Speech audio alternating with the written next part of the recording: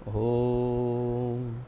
अज्ञानतिमिरान्धस्य ज्ञानाञ्जनशलाकया चक्षुरुन्मीलितं येन तस्मै श्रीगुरुवे नमः। श्रीचैतन्यमनोभीष्टं स्थापितं येन भूतले स्वयं रूपकदा मह्यं ददाति स्वपदान्तिकं। वन्देऽहं श्रीगुरुः श्रीयुतपदकमलं श्रीगुरून् वैष्णवांश्च श्रीरूपं साग्रजातं सहगण रघुनाथान्वितं तं सजीवं साद्वैतं सावधूतं परिजनसहितं कृष्णचैतन्यदेवं श्रीराधाकृष्णपादान् सहगण ललिता श्रीविशाखान्वितांश्च। हे कृष्ण करुणा सिन्धो दीनबन्धो जगत्पते गोपेश गोपिकान्त राधाकान्त नमोऽस्तुते। तप्त कांचन गौरांगी राधे वृंदावनेश्वरी वृषभानुसुते देवी प्रणमामि हरिप्रिये। वाञ्छाकल्पतरुभ्यश्च कृपा सिन्धुभ्य एव च पतितानां पावनेभ्यो वैष्णवेभ्यो नमो नमः। अनंतकोटि वैष्णववृंद की जय। नमः ओं विष्णुपादाय कृष्णप्रेष्ठाय भूतले श्रीमते जयपताका स्वामिन् इति नामिने। नमो आचार्यपादाय निताय कृपाप्रदायने गौरकथाधामदाय नगरग्रामतारिणे।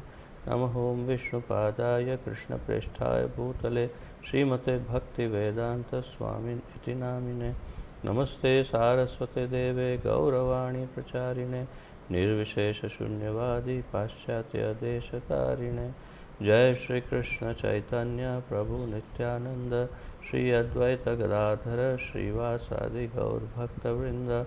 हरे कृष्ण कृष्ण कृष्ण हरे हरे हरे राम राम राम हरे हरे। हरे कृष्ण कृष्ण कृष्ण हरे हरे हरे राम राम राम हरे हरे। हरे कृष्ण कृष्ण कृष्ण हरे हरे हरे राम राम राम हरे हरे।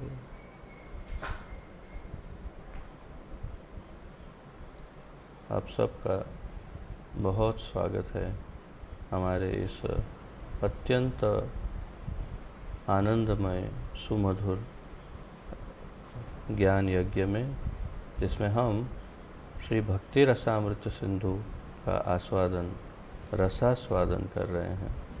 और आज हम 13वें भगवान के गुण से बाकी जो अन्य गुण हैं उसकी चर्चा करेंगे। तो हम भगवान के गुणों की चर्चा कर रहे हैं, दिव्य गुणों की। और ये 21वां अध्याय है। और इसमें सर्वप्रथम हम आज 13वें गुण से प्रारंभ करेंगे। हमने 12 गुणों तक की चर्चा कर ली है। तो आइए अब पढ़ते हैं। आप अपने अपने ग्रंथ में पढ़िएगा। गुण 13 प्रतिभाशाली। 13वां गुण है प्रतिभाशाली, जो तुरंत नए नए तर्कों से किसी भी विपक्ष का प्रतिकार करने में कुशल हो, उसे प्रतिभाशाली कहते हैं। जो नए नए तर्क से विपक्ष को प्रतिकार करने में कुशल हो, तो जो विपक्ष अर्थात कि जो उनके विरोधी हैं, उनको जो भी वे विरोध करते हैं जिस वस्तु का, तो उसका बहुत अच्छा प्रत्युत्तर दे सकते हैं अच्छे कारणों के साथ, उसे प्रतिभाशाली कहते हैं। ऐसा हमारे आचार्य लिख रहे हैं। इस संदर्भ में पद्यावली में श्री राधा कृष्ण का यह संवाद है।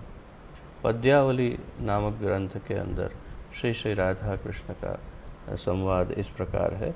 एक दिन प्रातः जब श्री कृष्ण राधा रानी के पास गए तो वे पूछने लगी, हे केशव, आजकल तुम्हारा वास कहाँ है? तो ये बड़ा रोमांचक संवाद है। और भगवान की प्रतिभा देखिए, उनका तर्क कौशल देखिए, उनके संस्कृत का ज्ञान भी इसमें देखिए बड़ा आनंदमय है। तो भगवान कहते हैं, तो वास्तव में संस्कृत में वास शब्द के 3 अर्थ हैं। वास शब्द के तीन अर्थ संस्कृत में है। एक है निवास, के वास कहाँ है, मतलब निवास कहाँ है। दूसरा उसका अर्थ है सुगंध, वास गुजराती में भी कहते हैं वास, और वास का अर्थ है गंध या सुगंध। तथा वस्त्र, वास को वस्त्र भी कहते हैं, तो वस्त्र जो है उसे भी संस्कृत में वास कहते हैं। तो एक ही शब्द के तीन अर्थ हो सकते हैं। तो अब भगवान कैसे अर्थ का अनर्थ करके राधा रानी की खिंचाई कर रहे हैं वो देखिए। तो ऐसे ही उनका आनंद चलता रहता है। श्रीमती राधा रानी का अभिप्राय था, हे कृष्ण तुम्हारा वस्त्र कहाँ है, अर्थात कि उनका उपवस्त्र या ऐसा जो है वो कहीं इधर उधर खो गया होगा। तो परंतु श्री कृष्ण ने उसे निवास मानकर उत्तर दिया। भगवान ने क्या समझा या तो फिर क्या अर्थ निकाला, भगवान जानते हैं राधा रानी क्या पूछ रही है, परंतु फिर भी उसका क्या अर्थ निकाला कि तुम्हारा निवास कहाँ है। तो उन्होंने कहा, हे प्रिय इस क्षण मेरा वास तुम्हारे चंचल नेत्रों में है। आहा, तो ये सुन कर के राधा रानी को अच्छा तो लगा, लेकिन क्रोध भी आएगा कि मैं क्या पूछ रही हूँ और तुम क्या जवाब दे रहे हो। तो ठीक है, फिर भी अच्छा लगता है कि हे प्रिय इस क्षण मेरा वास तुम्हारे चंचल नेत्रों में है। अब उसका जो प्रश्न पूछा था उस प्रकार उसका अगर उत्तर ढूंढा जाए, तो उस उत्तर को उस प्रकार देखा जाए तो क्या अर्थ होगा कि हे प्रिय इस वक्त इस क्षण मेरा वस्त्र तुम्हारे चंचल नेत्रों में है। उसका अर्थ ये होगा क्योंकि राधा रानी ने वस्त्र पूछा, तो वस्त्र तुम्हारे चंचल नेत्रों में है, तो ये कैसे संभव हो सकता है। तो ये अर्थ का अनर्थ होने पर हंसी भी आती है और बड़ा आनंद आता है, और भगवान को बहुत आनंद आता है राधा रानी को छेड़ने में। इस पर राधा रानी ने कहा, अरे शठ, मैं निवास स्थान को नहीं तुम्हारे वास को पूछ रही हूँ। फिर से उन्होंने वास ही कहा, लेकिन पूछ रही थी वस्त्र का। तो भगवान ने फिर से मजाक किया। भगवान ने कहा, अब श्री कृष्ण वास का अर्थ सुगंध समझकर बोले, हे सुभगे तुम्हारे अंगों के संसर्ग से मुझे यह सुवास प्राप्त हुआ है। तो वो पूछ रही थी कि तुम्हारा वास कहाँ है, अर्थात तुम्हारा, तो उन्होंने अर्थ निकाला कि तुम्हारी सुगंध कहाँ है। तो उन्होंने कहा तुम्हारे अंगों के संसर्ग से, अर्थात कि राधा रानी के बहुत ही नज़दीक जाने के कारण यह सुवास प्राप्त हुआ है, अर्थात कि उनको सुवास सुगंध जो है उन्हें उनके शरीर में प्राप्त हो गई। तो अब इसका हम जो मूल अर्थ है वैसे निकाले तो तुम्हारे अंगों के संपर्क से मुझे ये अंग वस्त्र प्राप्त हुआ है। अर्थ का अनर्थ हो गया। तो फिर से राधा रानी बहुत चिढ़ जाती है, अरे मैं क्या पूछ रही हूँ, तुम क्या जवाब दे रहे हो। तो श्रीमती राधा रानी ने कृष्ण से फिर से पूछा, हे धूर्त, तुमने रात्रि कहाँ बिताई, जो तुम्हारा वस्त्र भूल के आए हो। तो यामिन्या मूषितः, यामिन्याम, तो ये यामिन्याम मूषितः शब्द है, इसमें यामिन्याम यानी रात्रि, उषितः व्यतीत की। तो अब कृष्ण को उन्होंने क्या पूछा, यामिन्याम मूषितः, अर्थात रात्रि तुमने कहाँ बिताई। अब बहुत क्रोधित हो गई तो पूछा कि तुमने रात्रि कहाँ बिताई। परंतु श्री कृष्ण ने उस यामिन्याम मूषितः का प्रकारांत से यामिन्या मूषितः पदच्छेद किया, जिसका अर्थ यह हो गया कि रात्रि ने उनका हरण किया। उषित, देखिए उसके पहले क्या कहा, यामिन्याम मूषितः का यामिन्याम उषितः, अर्थात कि यामिनी रात्रि कहाँ बिताई। और भगवान ने क्या अर्थ निकाला, यामिन्या मूषितः, अर्थात रात्रि ने मेरा हरण कर लिया, रात्रि मुझे छीन के चली गई। तो कैसा अर्थ हो जाएगा, जिसका अर्थ हो गया कि रात्रि ने उनका हरण किया। वे कहने लगे, हे राधे, भला क्या रात्रि भी चोरी करती है? इस प्रकार राधा रानी के सब प्रश्नों का छल पूर्वक उत्तर देते हुए श्री कृष्ण इस परम प्रिया गोपी को आनंदित करते रहे थे। तो राधा रानी को आनंद भी आता, हंसी भी आती और बहुत क्रोधित भी हो जाती कि तुम मेरा सीधा सीधा जवाब क्यों नहीं दे सकते, क्यों हमेशा टेढ़ा जवाब देते हो।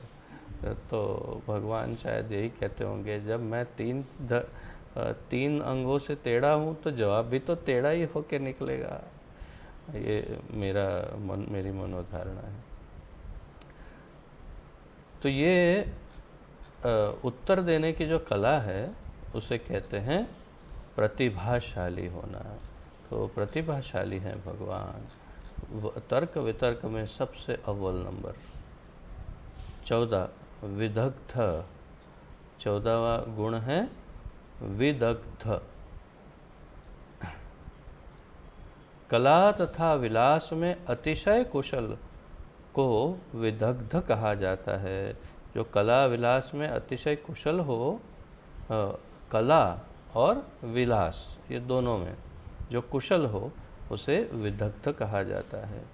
यही विशेष गुण श्री कृष्ण के स्वरूप में प्रकाशित है। राधा रानी कहती है, हे सखी, कृष्ण कभी गीत रचते हैं, कभी विनोद करता है, कभी वंशी बजाता है, कभी नाचता है, मालाएं गूंथता है और कभी ऐसा मधुर श्रृंगार करता है मानो उसे द्यूत में सब खिलाड़ियों को जीत लिया हो। इस प्रकार परमोच्च कला का विलास करते हुए श्री हरि अद्भुत क्रीड़ा कर रहे हैं। तो श्रीमती राधा रानी अपनी सखी से ये कह रही है। तो उनका कला में और विलास में अतिशय निपुणता है भगवान की। उन्हें वैसे तो 16 कला में निपुण माना जाता है भगवान को, और लेकिन परंतु यदि सूक्ष्म कलाएं देखें तो अनंत कलाओं में निपुण हैं। तो राधा रानी उनका यहाँ पर बखान कर रही है अपनी सखी से। क्या कहती है, कभी गीत रचते हैं, पोएट है अर्थात कवि, कभी कभी गीत लिख लेते हैं, कभी विनोद करते हैं तो परिहास, हास परिहास में निपुण हैं, कभी वंशी बजाते हैं तो वाद्य आदि, गायन आदि वाद्य में निपुण हैं, कभी नाचते हैं तो नर्तक है, नटवर है, मालाएं गूंथते हैं, मालाएं गूंथना भी आता है इसे, तो ये भी कला आती है। और कभी ऐसा मधुर श्रृंगार करता है मानो उसे द्यूत में सब खिलाड़ियों को जीत लिया हो। तो इतना सुंदर श्रृंगार करना जानता है। तो हर कला में, यहाँ पर केवल 4-5 कला का ही वर्णन किया राधा रानी ने, परंतु सारी कलाओं में निपुण है भगवान। अगला गुण है चतुर, 15वां गुण है उनका चतुर। एक साथ अनेक कार्य करने की सामर्थ्य वाले को चतुर कहते हैं। एक साथ अनेक कार्य करने की सामर्थ्य वाले को चतुर कहते हैं। तो इसे अगर हम आधुनिक भाषा में कहें तो मल्टीटास्किंग जिसे आता हो उसे चतुर कहते हैं। मल्टीटास्किंग अर्थात एक समय पर एक टास्क अर्थात एक कार्य और एक ही समय पर अनेक कार्य, अनेक टास्क करना, उसे मल्टीटास्किंग कहते हैं अंग्रेज़ी में। जो हमारे मोबाइल, स्मार्टफोन या कंप्यूटर कर सकते हैं। तो हमारे कंप्यूटर एक समय पर या मोबाइल फ़ोन एक समय पर अनेक कार्य एक ही समय पर कर लेते हैं तो सामान्य रूप से मनुष्य नहीं कर सकते। मनुष्य सामान्य रूप से एक समय पर ज़्यादा से ज़्यादा 2 कार्य कर सकते हैं, अर्थात स्कूटर या गाड़ी भी चला लेते हैं और कुछ और सोच भी लेते हैं या किसी से बात भी कर लेते हैं। तो ये मल्टीटास्किंग का बहुत छोटा सा उदाहरण है, 2 या 3 कार्य, परंतु भगवान हजारों कार्यों एक ही समय पर कर सकते हैं और इसे चतुर कहा गया है हमारे आचार्यों द्वारा। तो एक गोपी कहती है, हे सखियो, कृष्ण की चातुरी भरी क्रियाओं को तो देखो, वे नाना गोप गीतों की रचना करके गोधन को आह्लादित कर रहे हैं तथा नेत्र प्रांतों के संचालन से गोपियों को प्रसन्न और अरिष्ट आदि असुरों को भयभीत कर रहे हैं। इस प्रकार नाना जीवों के साथ नाना प्रकार से वे पूरा आनंद उठा रहे हैं। तो यहाँ पर क्या क्या वर्णन किया गोपी ने? उसने कहा कृष्ण अनेक क्रियाएं करते हैं। कैसे?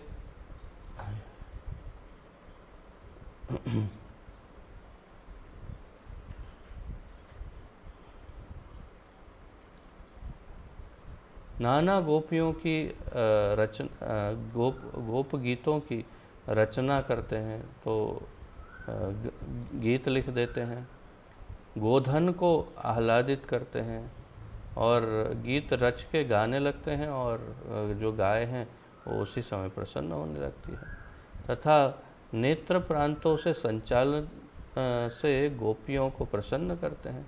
और जब गीत गा रहे हैं और गायें बहुत ही प्रसन्न हो रही है, उसी समय अपनी आँखों से गोपियों को इशारा करते हैं और जब उनकी आँखों के इशारे देखती है गोपियाँ, तो गोपियाँ बहुत प्रसन्न हो जाती हैं। तो एक साथ ये और भी काम करते हैं और अरिष्ट आदि असुरों को भयभीत कर रहे हैं। और साथ में यदि कोई असुर भी आ रहा है तो अपनी दृष्टि से या अपनी प्रतिभा से वे उन असुरों को भी भयभीत करते हैं। तो इस प्रकार नाना जीवों के साथ नाना प्रकार से वे पूरा आनंद उठाते हैं। तो एक ही समय पर अनेक कार्य करते हैं, भगवान कर सकते हैं। मल्टीटास्किंग का उनका सबसे उत्तम उदाहरण जो यहाँ पर हमारे आचार्यों ने लिखा नहीं है, वो मेरे मत अनुसार, मेरे निजी मत अनुसार द्वारिका लीला में है। द्वारिका लीला में नारद मुनि ने एक बार सोचा कि भगवान की 16,108 पटरानियाँ हैं, 16,108। तो उन्होंने कैलकुलेटर निकाला और गिनती आरंभ की कि एक दिन में एक रानी के साथ यदि रहते हैं तो पहली रानी के साथ जब रहे, उसके बाद सारी रानियों के साथ रहकर वापस नंबर 1 पर आने पर उनको 16,108 दिन लगेंगे। तो कितना साल हुआ, गिनती करो। 16,108 मल्टीप्लाई बाय 3 डिवाइडेड बाय 365 कितना हुआ? हाँ, जिसका कैलकुलेटर सामने हो वो देखिए। नारद मुनि तुरंत कैलकुलेट कर रहे थे, वो हाथ में रखते हैं कैलकुलेटर। 16,108 डिवाइडेड बाय 365 डेज,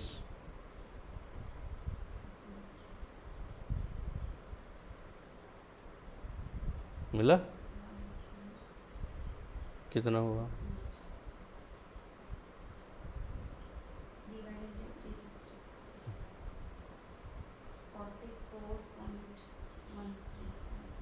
हाँ, वो जिग्नेश ने भी दे दिया जवाब, 44.131।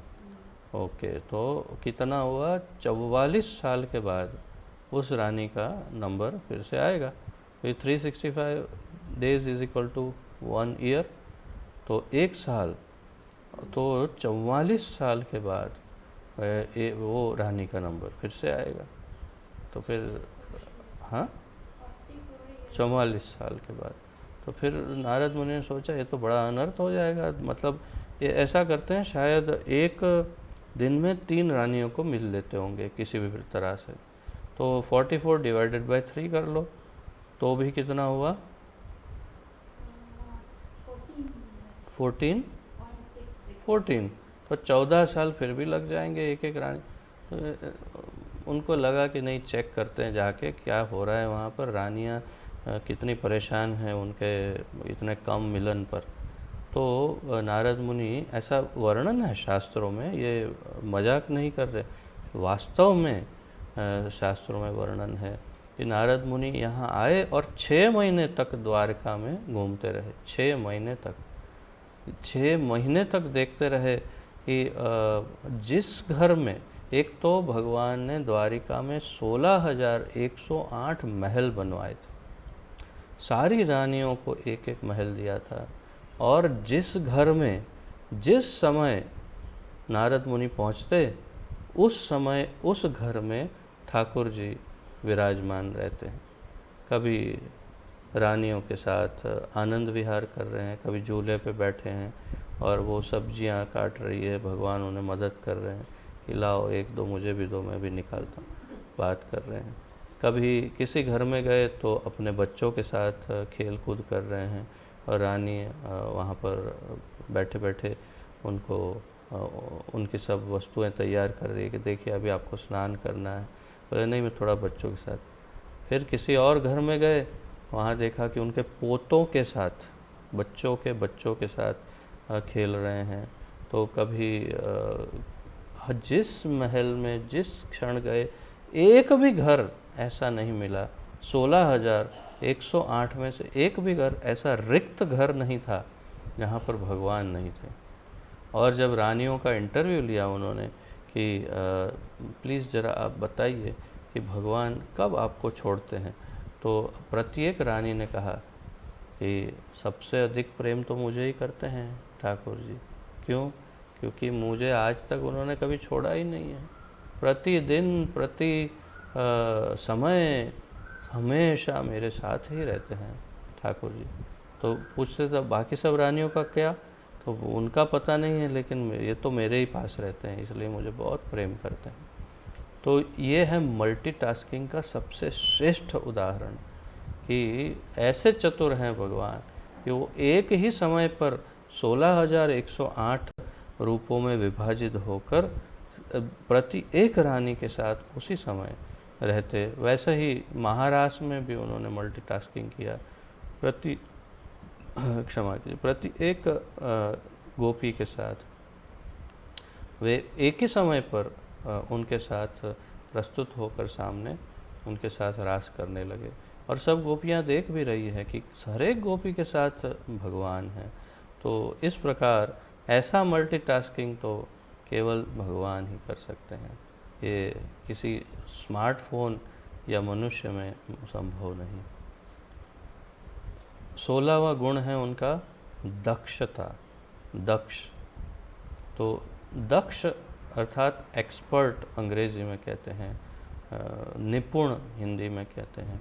तो कैसे दक्ष हैं भगवान, देखते हैं। कठिन कार्य को भी सरलता से तत्काल कर देने वाला दक्ष है। ये बिल्कुल हमारे लौकिक अर्थ जैसा अर्थघटन है। कठिन कार्य जो हो, जो हमसे नहीं सुलझ रहा हो, ऐसे कठिन कार्य को भी बड़ी सरलता से तत्काल तत्क्षण कर देने वाला दक्ष है। तो सामान्य बुद्धि की बात है कि भगवान से अधिक दक्ष और कौन हो सकता है। श्री कृष्ण की दक्षता के संबंध में सुखदेव जी श्रीमद् भागवत में परीक्षित से कहते हैं, हे कुरुश्रेष्ठ, श्री कृष्ण ने सब योद्धाओं के नाना अस्त्रों को खंड खंड कर दिया। तो भगवान के युद्ध कौशल की प्रशंसा कर रहे हैं सुखदेव गोस्वामी। कहते हैं कि जब भगवान के सामने सब योद्धा आए तो भगवान ने सभी योद्धाओं के अस्त्रों को खंड खंड कर दिया, अर्थात टुकड़े टुकड़े करके फेंक दिया। हो सकता है ये शायद जरासंध के साथ जो युद्ध है उसकी बात कर रहे हो। प्राचीन काल में जब धनुष बाण से युद्ध होते थे, एक दल बाण चलाता और विपक्ष अन्य बाण से उसका प्रतिकार करके परास्त करता। तो यहाँ से बाण आया और दूसरे बाण से उसे काट देते थे। आप हमारे श्री रामानंद सागर जी के जो टीवी सीरियल्स है उसमें तो बहुत देखा होगा आपने, रामायण, कृष्ण आदि। ये जैसे यहाँ से आया बाण, दूसरा यहाँ से आया और उसको तोड़ दिया, खंड खंड कर दिया। तो ये पहले चलता था इस प्रकार का युद्ध। उदाहरण के लिए, यदि एक दल आकाश से जल की वर्षा करने वाले पर्जन्य अस्त्र का प्रयोग करता, तो दूसरे दल को ऐसा अस्त्र चलाना पड़ता जिससे जल तत्काल मेघों में परिणत हो जाता। अतएव तो कैसा अग्नि अस्त्र या ऐसा कोई अस्त्र चलाते सामने, तो जिससे अग्नि के ऊष्मा से, उसकी गर्मी की वजह से ये पूरा जो पानी है वो भाप बन के बादल हो जाता। ऐसा अनुमान लगा रहा हूँ मैं कि ऐसा कुछ करना पड़ता होगा। अतएव उपरोक्त वाक्य से प्रकट होता है कि श्री कृष्ण शत्रु के बाणों का प्रतिकार करने में बड़े ही दक्ष हैं। इसी प्रकार रासलीला में जब प्रत्येक गोपी ने उनसे अपने ही साथ नृत्य करने की प्रार्थना की, तो कृष्ण ने जितनी गोपियाँ थी उतने ही रूप धारण कर लिए। परिणामतः प्रत्येक गोपी ने उन्हें अपने साथ नाचते पाया। तो ये जो उदाहरण मैंने आपको उनकी मल्टीटास्किंग चतुराई में बताया, वो यहाँ पर आचार्यगण हमारे दक्षता में, एक्सपर्टाइज में दे रहे हैं। तो ये भी उचित ही है, ये भी तो एक्सपर्ट होना हर वस्तु में, ये भी तो भगवान का ही उत्तम गुण है। 17वां गुण कृतज्ञता, अर्थात कृतज्ञ। तो भगवान कृतज्ञता किस प्रकार निभाते हैं? जो मित्र के उपकार को मानता है और उसकी सेवा को भी नहीं भूलता, उसे कृतज्ञ कहते हैं। केवल मित्र ही नहीं, किसी का भी उपकार जो मानता है और उसकी सेवा को कभी नहीं भूलता, उसे कृतज्ञ कहते हैं। अर्थात हम पर किसी ने कोई उपकार किया हो, हम पर किसी ने कोई विशेष अनुग्रह किया हो, तो उसे न भूल करके उसका उचित प्रत्युत्तर हमेशा देना, इसे कृतज्ञता कहते हैं। दोनों उदाहरण देखते हैं कि जैसे हमारे गुरु का हम पर ऐसा ऋण है, ऐसी कृतज्ञता है कि हम क्या करेंगे जो उनके ऋण को हम चुका सकते हैं। तो हमें हमेशा नित्य निरंतर सदा सर्वदा इस बात का भान होना चाहिए कि मैं अपने गुरु का ऋणी हूँ। उन्होंने ऐसी करुणा की है, प्रभुपाद जी ने ऐसी करुणा की है, हमारे आचार्यों ने इतनी करुणा की है, तब जा कर के ये भक्ति का बीज हम में प्रकट हुआ है हमारे हृदय में। अन्यथा हम कहाँ थे और भक्ति कहाँ थी, कैसे संभव हुआ ये? तो ये गुरुदेव, प्रभुपाद और हमारे आचार्यों का ऋण है। तो ये कृतज्ञता हमेशा होनी चाहिए हृदय में। और विपरीत उदाहरण देखें तो आजकल के ज़माने में ये बहुत ही आम हो गया है कि किसी ने किसी के ऊपर कुछ उपकार किया, कुछ उनको हेल्प की, तो जब उनका समय आता है तो वो इधर उधर हो जाते हैं कि ठीक है, तो उस समय उन्होंने हेल्प कर लिया, चलो अभी हम तो अपना थोड़ा देख लेते हैं। तो ये बहुत ही भयानक दुर्गुण है, बहुत भयानक दुर्गुण है। एक सत्यवादी, एक सच्चा अच्छा इंसान जो होता है, एक सामान्य मनुष्य भी, अच्छा मनुष्य भी कृतज्ञ होता है। जिसने उस पर उपकार किया है उसका प्रत्युत्तर हमेशा अत्यंत आदर सम्मान से करता है, अथवा उसे कृतज्ञ कहते, कृतज्ञ। कृतघ्न अर्थात जो कृतज्ञ ना हो उसे कृतघ्न कहते हैं। तो ये अच्छी बात नहीं है, हमेशा कृतज्ञ। तो भगवान ने उदाहरण स्थापित किया कि कैसे होना चाहिए। महाभारत में श्री कृष्ण का उद्गार है, चीरहरण के समय द्रौपदी ने जो दूर होने पर भी मुझे हे गोविंद कहकर पुकारा था, उसका यह ऋण मेरे हृदय से उतर नहीं सकता, निरंतर बढ़ता ही जाता है। आश्चर्य है ना। वास्तव में ऋण किसका किस पर था? भगवान कहते हैं कि उसने जो हे गोविंद कर कहकर पुकार दिया, प्रेम से और श्रद्धा से, वेदना से द्रवित होकर के पूर्ण श्रद्धा रखी मुझ पर, तो उस हे गोविंद का ऋण मुझ पर रह गया, और ऐसा ऋण है कि मैं चुका नहीं सकता। तो भगवान का ये गुण देखिए कि वे जहाँ पर उनकी कृतज्ञता है, उनकी कृपा है, करुणा है, वहाँ पर वे स्वयं अपने आप को कृतज्ञ समझ रहे हैं, भक्त के लिए वो भी। तो ये उनका बहुत बड़ा गुण है। और कहते हैं निरंतर ये बढ़ता जा रहा है ये ऋण। तो श्री कृष्ण का यह वचन इस बात का प्रमाण है कि केवल हे कृष्ण, हे गोविंद ऐसा कहने से उन्हें प्रसन्न किया जा सकता है। तो केवल यदि हम हे कृष्ण, हे गोविंद कहते हैं तो ये प्रसन्न हो जाते हैं। तो महामंत्र हरे कृष्ण, कृष्ण कृष्ण, हरे हरे, हरे राम, राम राम, हरे हरे भी श्री भगवान और उनकी शक्ति का संबोधन है। जब एक बार पुकारने से भी भगवान चिर ऋणी हो जाते हैं, तो जो नित्य निरंतर भगवान और उनकी शक्ति का नाम लेता रहता है, उसके वे कितने ऋणी हो जाते हैं, इसकी तो कल्पना भी नहीं की जा सकती। और इसका अनुभव स्वयं आप कर सकते हैं। मैं कर ही रहा हूँ, नित्य निरंतर सतत कर रहा हूँ अनुभव, और अनुभव बढ़ता जा रहा है। मुझे लगता है कि भगवान अब क्या कर रहे हैं ये, ऐसा लगता है कि भगवान सेवक की भांति सारे कार्य कर रहे हैं, और हम क्या कर रहे हैं, हम केवल नाम अपराध युक्त नाम जप कर रहे हैं। नामाभास की स्टेज पर भी नहीं पहुँचे हैं, नाम अपराध के स्तर पर भी हम नाम जप कर रहे हैं। और भगवान कितने ऋणी अपने आप को मानते होंगे, इसकी हम कल्पना भी नहीं कर सकते।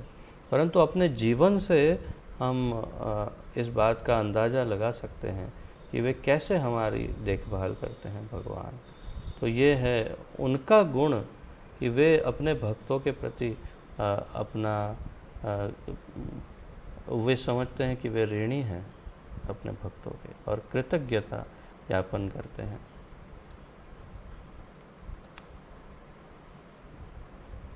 भगवान उस भक्त को कभी नहीं भूल सकते। श्लोक से स्पष्ट है कि भगवान को पुकारने वाला तत्काल भगवान के ध्यान को आकर्षित कर लेता है। जो भगवान को पुकारता है, अर्थात कि भगवान का नाम लेता है, वो तत्क्षण भगवान के ध्यान को आकर्षित कर लेता है। वे उसके सदा के ऋणी बन जाते हैं। कितना आश्चर्य है ना कि भगवान को बुलाने से भगवान ऋणी हो जाते हैं। ऐसा कैसे हो सकता है? आप किसी को बुलाओ, वो आपका ऋणी हो जाएगा, ऐसा हो सकता है?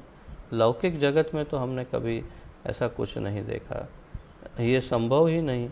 लौकिक जगत में हम किसी को बुलाए और वो अपना ऋणी हो जाए, ये संभव नहीं है। परंतु आध्यात्मिक जगत की बात भाव की है। भगवान का भाव है कि वे अपने भक्तों से के प्रति ऋण महसूस करते हैं जब वे बुलाते हैं भक्त। तो श्री कृष्ण की कृतज्ञता का एक अन्य उदाहरण जाम्बवान से उनके व्यवहार में दृष्टिगोचर होता है। जब वे राम रूप में प्रकट हुए थे तो ऋक्षराज जाम्बवन ने उनकी बड़ी ही श्रद्धापूर्वक सेवा की थी।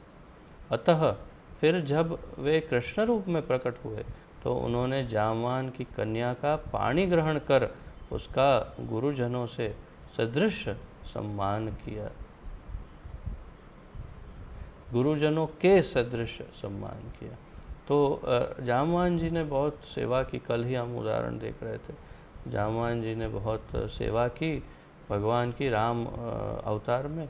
तो कृष्ण अवतार में भगवान ने उनकी इच्छा पूरी की, उनके साथ युद्ध किया और फिर उनकी बेटी को उन्होंने अपनी पत्नी बना करके उनको गुरु तुल्य सम्मान दिया, उनके पिता अर्थात जामवान जी को। साधु जन अपने प्रति किए अल्प उपकार को भी कभी नहीं भूलते। साधु जन अर्थात भक्त वैष्णव जो होते हैं, उनके प्रति कोई भी छोटा भी उपकार करता है वो कभी नहीं भूलते हैं कि हाँ हाँ हाँ ये इन्होंने किया, तो हमेशा स्मरण रखते हैं, भूल नहीं जाते। कभी कभी तो आदमी भूल भी जाता है कलयुग में कि उसने क्या किया था, स्मरण कराने पर हाँ हाँ अच्छा हाँ हाँ सही बात है तुमने ऐसा किया था। परंतु जो अच्छा व्यक्ति है, बल्कि साधुजन है, वैष्णव है, वो कभी नहीं भूलता कि सामने वाले व्यक्ति ने क्या उपकार किया था। फिर साधुओं की कोटि में मुकुटमणि अर्थात कि शिरोमणि, जो मुकुट में मैं कल कह रहा था ऐसे शिरोमणि, श्री कृष्ण का तो कहना ही क्या है। अर्थात वे अपने सेवक को कैसे भुला सकते हैं। तो भगवान अपने सेवकों को, भक्तों को कभी नहीं भूलते हैं। अर्थात हमें ये पूर्ण श्रद्धा होनी चाहिए कि जैसे ही हम भगवान का नाम लेते हैं, भगवान अवश्य सुनते हैं। 18 सुदृढ़ व्रत, 18वां गुण है सुदृढ़ व्रत। जिसके नियम और प्रतिज्ञा दोनों सदा सत्य रहें, वह सुदृढ़ व्रत हैं। जिन्होंने कुछ नियम लिया हो कि मैं ऐसा करूँगा, या फिर उन्होंने प्रतिज्ञा की हो कि मैं ऐसा करूँगा, तो वे दोनों सदा सत्य रहे, उसे सुदृढ़ व्रत कहते हैं। उदाहरण है भीष्म का। भीष्म पितामह ने व्रत लिया कि आजीवन ब्रह्मचारी रहूँगा, तो ब्रह्मचारी रहे आजीवन। जैसे भक्ति सिद्धांत सरस्वती ठाकुर ने नियम लिया कि मैं आजीवन आम नहीं खाऊंगा, क्योंकि मैंने भगवान के भोग के आम पर दृष्टि डाली, तो इसलिए मैं जीवन भर आम नहीं खाऊंगा। तो यह है सुदृढ़ व्रत। और व्रत सुदृढ़ है, अर्थात अत्यंत दृढ़ व्रत है, कठोर व्रत है कि बस करना ही है। तो यहाँ उदाहरण देखते हैं भगवान के। श्री कृष्ण के सत्य प्रतिज्ञ होने का उदाहरण हरिवंश में है। हरिवंश नाम का ग्रंथ जो है, इसका संबंध श्री कृष्ण और इंद्र के उस युद्ध से है जब श्री कृष्ण ने नंदन कानन से बलपूर्वक पारिजात का हरण किया था। तो आपको ये कथा शायद स्मरण होगी कि इंद्र एक बार भगवान ये सत्यभामा को लेकर के स्वर्ग गए थे, तब उन्होंने वहाँ पारिजात का पुष्प प्राप्त किया। उन्होंने, सत्यभामा ने जिद की कि वही पूरा वृक्ष मुझे चाहिए, और ये जबकि स्वर्ग लोक का वृक्ष है पारिजात वृक्ष, और धरती पर आ नहीं सकता, परंतु भगवान ने अपने भक्त की इच्छा पूरी करने के लिए उन्होंने इंद्र को कहा, ठीक है भाई, वो मेरी पत्नी डिमांड कर रही है, वो पारिजात का वृक्ष दे दो।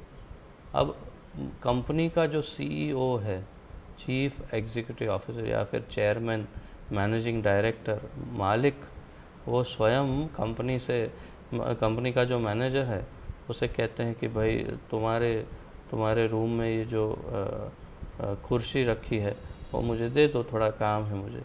और मैनेजर कहे कि ये कुर्सी तो मेरी है, आप कैसे ले सकते हैं?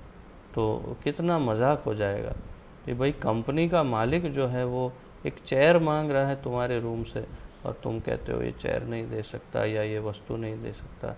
तुम तो मैनेजर हो, तुम्हारी क्या औकात है। परंतु वैसा ही यहाँ पर हुआ इस घटना में। इंद्र ने कहा कि ये पारिजात का वृक्ष नहीं दे सकता भगवान, आप क्षमा करिए। क्यों?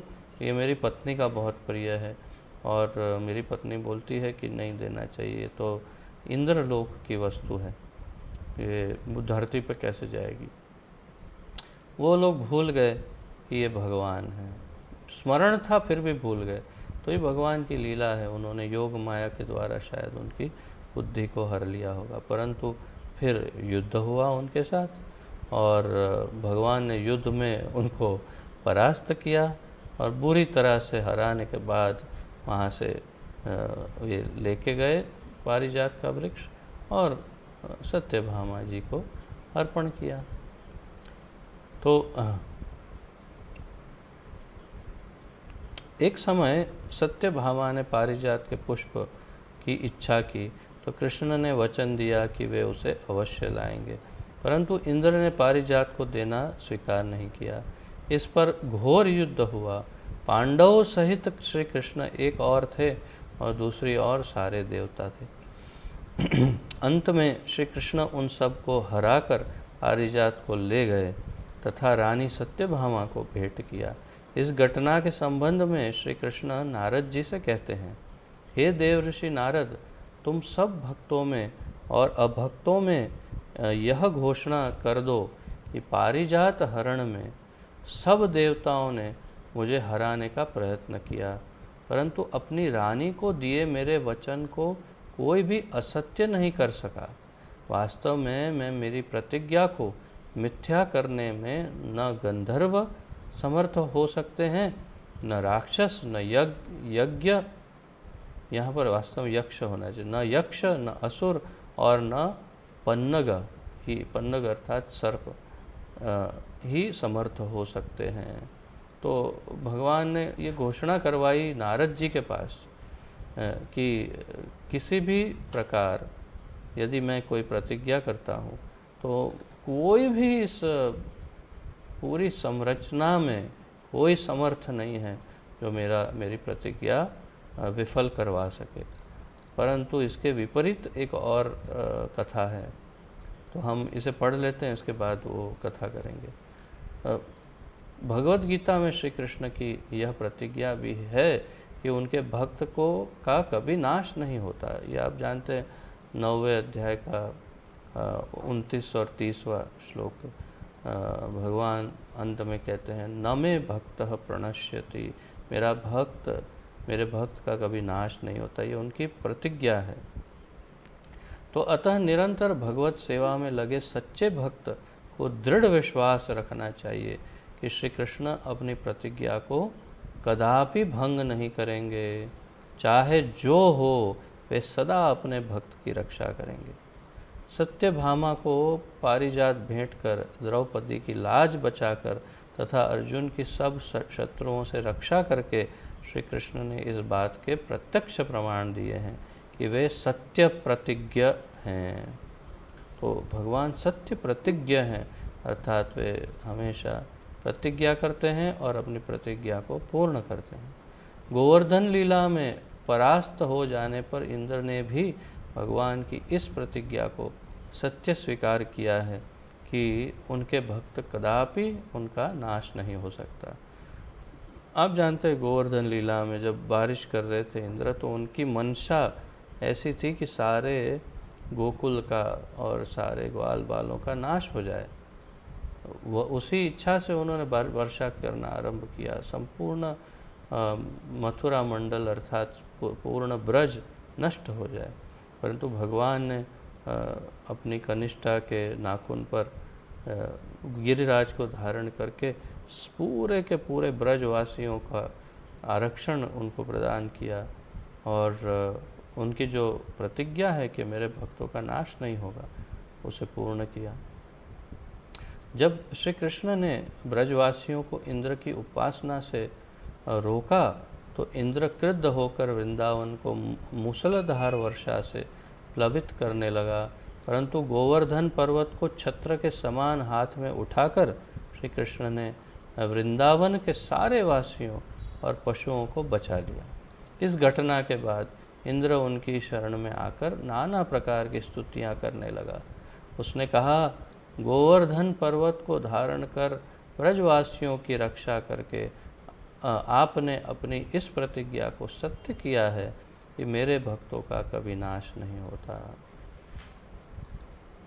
तो यहाँ पर हमने देखा कि भगवान अपनी प्रतिज्ञा जो करते हैं वो प्रतिज्ञा को कभी जुठलाने नहीं देते, कभी भी भंग नहीं होने देते, किसी भी अवस्था में सुदृढ़ व्रत अपनी प्रतिज्ञा का पूर्ण रूप से पालन करते हैं। परंतु मैं जैसे बता रहा था, इससे विपरीत उदाहरण भी महाभारत में ही है। विपरीत उदाहरण ये है कि उन्होंने प्रतिज्ञा की थी कि मैं इस युद्ध में अस्त्र या शस्त्र नहीं उठाऊंगा, परंतु भीष्म पितामह ने प्रतिज्ञा की कि मैं कृष्ण से अस्त्र या शस्त्र उठवाऊंगा। अब तो बहुत बड़ा धर्म संकट हो गया।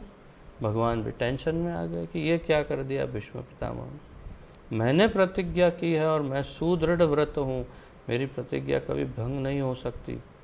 तो मैंने प्रतिज्ञा की है कि मैं अस्त्र नहीं उठाऊंगा, शस्त्र नहीं उठाऊंगा, और भीष्म पितामह ने प्रतिज्ञा कर ली कि मैं कृष्ण से शस्त्र उठवाऊंगा। अब क्या किया जाए? तो भगवान के पास उन्होंने सोचा, उनके पास एक ही विकल्प था कि मेरी प्रतिज्ञा भंग हो सकती है, परंतु मेरे भक्त की प्रतिज्ञा भंग नहीं हो सकती। तो सुदृढ़ व्रत होने के बावजूद भी, सुदृढ़ व्रत होने के उपरांत भी वे अपने भक्त के सम्मान के लिए, भक्त की इच्छा के लिए, भक्त के आनंद के लिए, भक्त के मनोरंजन के लिए, केवल मनोरंजन के लिए भीष्म ने ये प्रतिज्ञा की, और उनके मनोरंजन के लिए केवल भगवान ने अपनी प्रतिज्ञा तोड़ दी और उन्होंने शस्त्र उठा लिया और दौड़ पड़े उनके सामने आक्रमण करने के लिए। तो तात्पर्य क्या है कि भगवान अपनी प्रतिज्ञा को पूर्ण तो कर सकते हैं, परंतु भक्त ने कुछ प्रतिज्ञा की है तो उसे तो किसी भी अवस्था में पूर्ण करेंगे, चाहे अपनी स्वयं की प्रतिज्ञा भी क्यों ना तोड़नी पड़े। तो इसमें दोनों गुण भगवान के देखे जाते हैं, परंतु मेरे दृष्टिकोण से जो उत्तम गुण है वो उनका भक्तवत्सलता का गुण है। इतने भक्तवत्सल हैं भगवान कि वे अपने भक्तों की प्रतिज्ञा को भी झूठा साबित नहीं होने देते। तो आज के लिए इतना ही रखते हैं और बाकी अन्य गुणों की चर्चा कल फिर करेंगे। आप में से किसी का भी कोई प्रश्न आदि हो तो इस विषय पर अवश्य पूछ सकते हैं, अन्यथा फिर हम यहाँ पर विराम लेंगे और फिर आज भक्ति वृक्ष का भी कार्यक्रम है तो उसमें आगे बढ़ेंगे। तो किसी का कोई प्रश्न आदि हो इन गुणों में तो पूछ सकते हैं।